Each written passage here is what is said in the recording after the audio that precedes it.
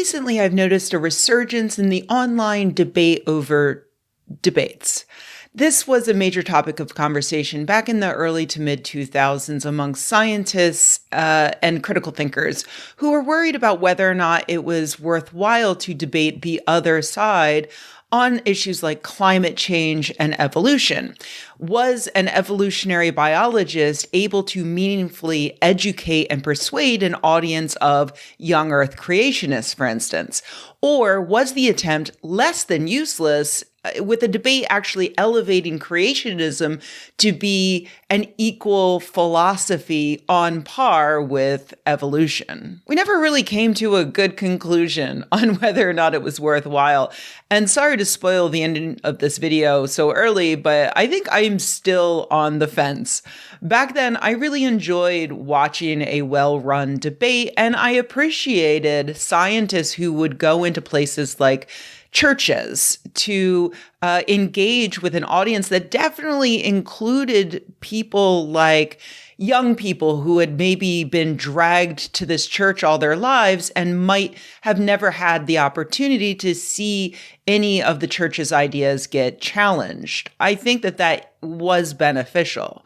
At the same time, I started to get uncomfortable when I realized that people like Skeptic Magazine's Michael Shermer had turned debate into pure money-making entertainment, going on tours across the United States with Dinesh D'Souza arguing over the morality of atheism. And, then going out for drinks and yucking it up together. It made me realize that debate was moving away from being an exercise in persuasion or exposure to new ideas and more towards being a form of base entertainment that clearly benefited both parties in terms of financial gain and also increasing their public profile. Back then, I had no idea who Dinesh D'Souza was until I saw one of these debates, but today, Dinesh D'Souza has several books and movies under his belt, and of course, a felony for campaign finance violations, which, of course, Donald Trump did pardon him in 2018. But he has a large platform today. Did he rise to fame because of this, publicized cross-country debate tour? Not entirely, of course, but that was definitely a step on his stairway to infamy.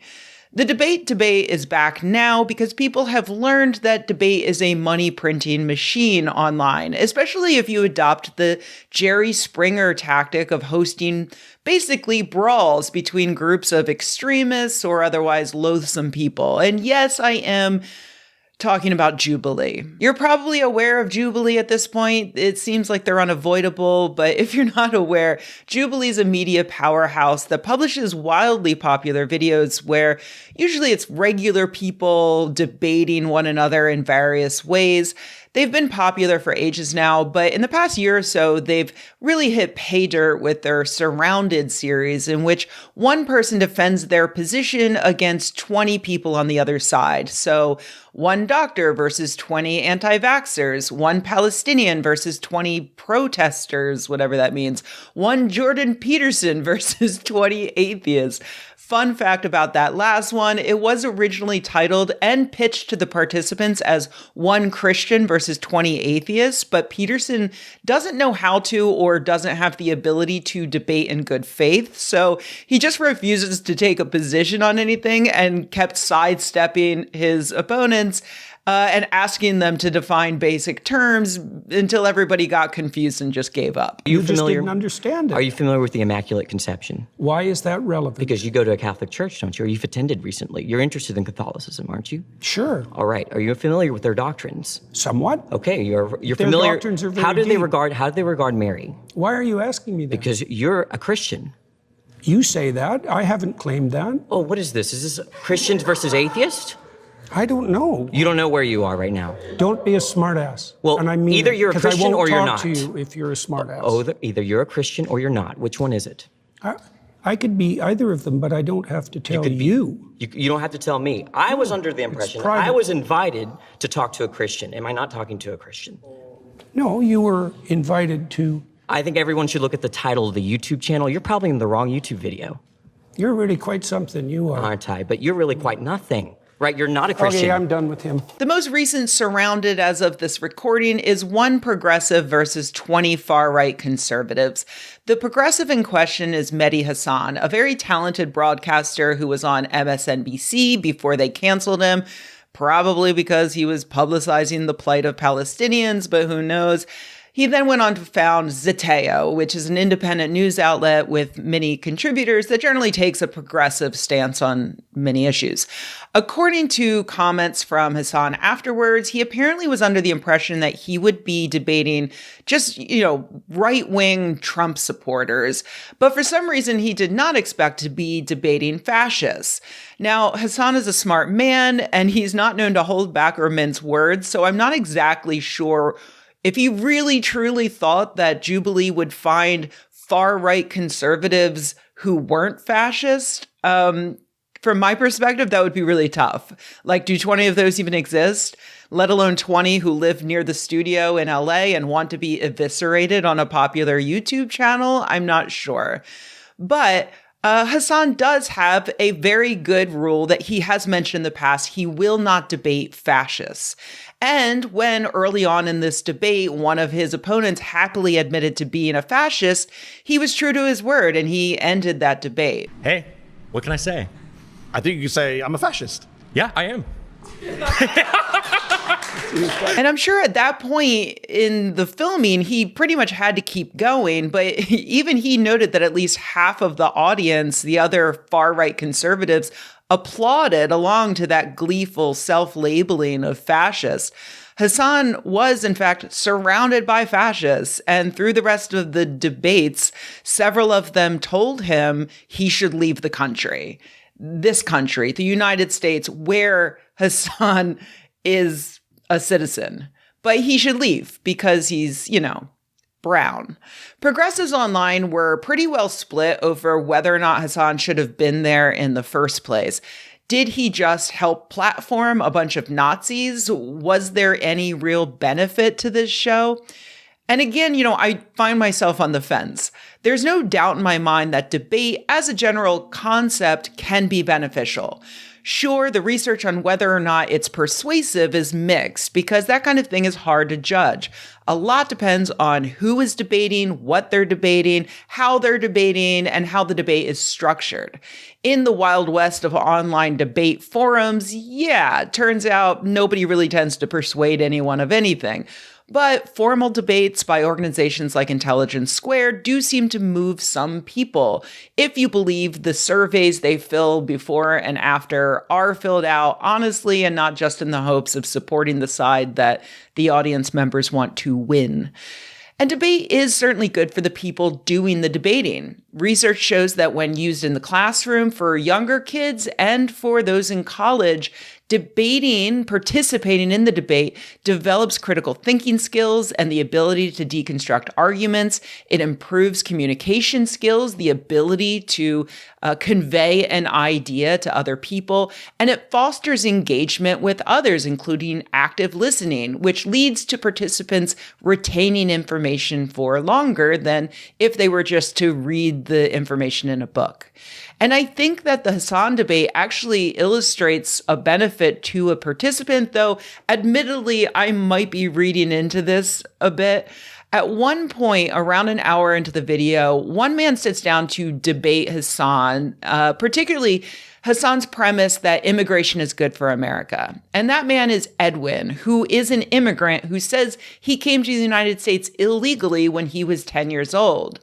And here's how this goes. Watch for yourself. Hey guys, post-production, Rebecca here. This video actually was copyright struck by Jubilee. And normally I don't really mind if one of my videos doesn't get ads put on it because I have my patrons to help me out. Thank you so much. Patreon.com/Rebecca.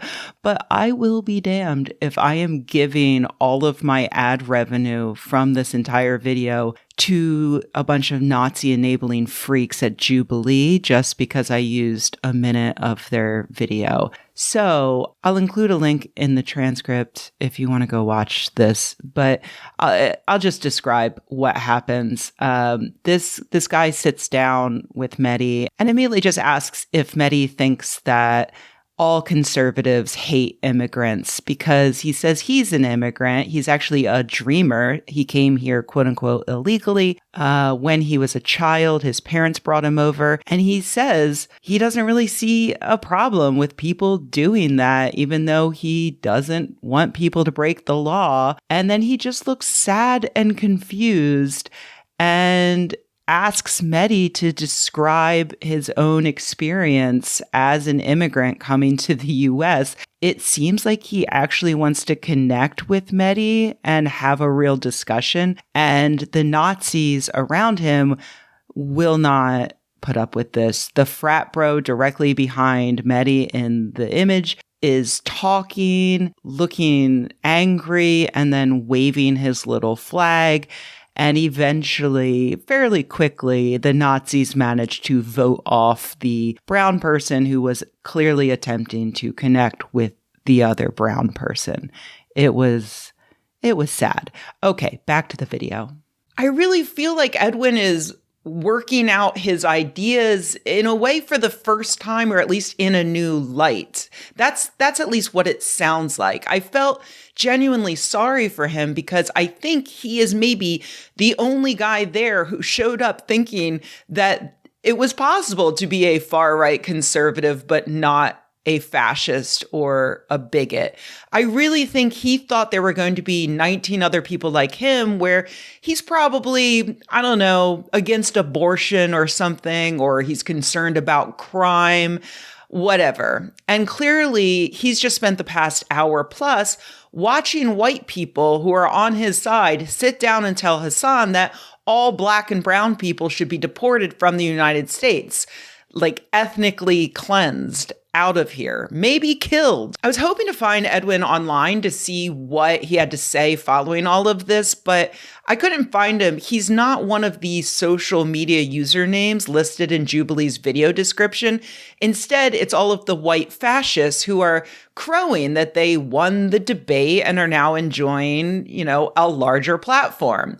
One of them, Connor Estelle from Colorado, who goes by Pine Sap online, was fired from his job, but he started a fundraising campaign so other Nazis could help him out, and they're currently up to $36,000 and continuing to prove that they are all horrific Nazis. So yeah, I don't know what Edwin came away thinking, but it sure seems like he was confronted with a very uncomfortable truth, that the people he has allied himself with would quite literally slit his throat if they thought they could get away with it because of the color of his skin and or his immigration status. And so I'm faced with this issue. Jubilee is clearly a disgusting, amoral trash can of a YouTube channel that it apparently tricked a brown immigrant into sitting down with a crowd of fascists who want him dead or gone.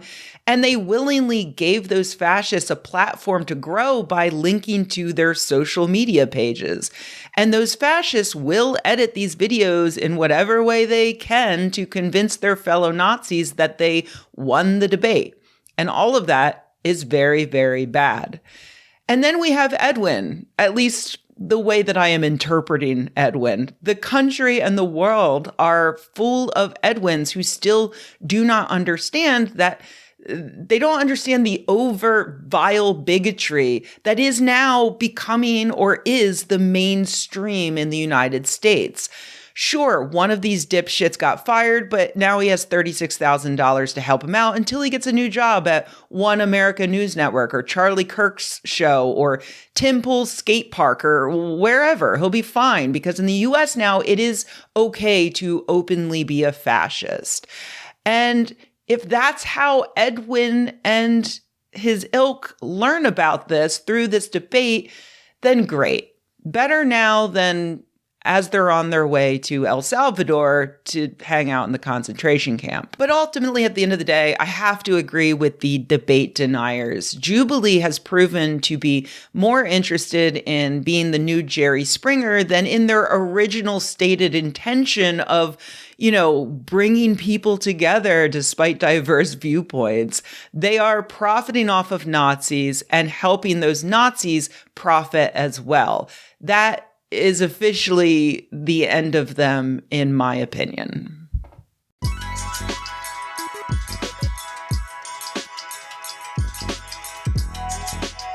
Hey everybody, thanks for watching. If you enjoyed this video, please give it a like. If you loved the video, please subscribe.